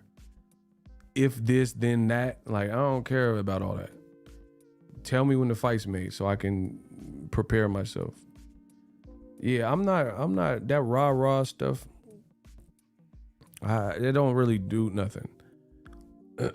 Because in the end, it'll only be Crawford and Errol in there. May the best man win. You know what I'm saying? So your team and all that, there's nothing they can do from the outside in that square circle. So we'll have to see what it is. Anyway, that's my time. Holler at me. I got some new videos coming. Gang, gang. Hopefully you guys enjoy SLC. Subscribe, like, and comment. I'll be back with some more.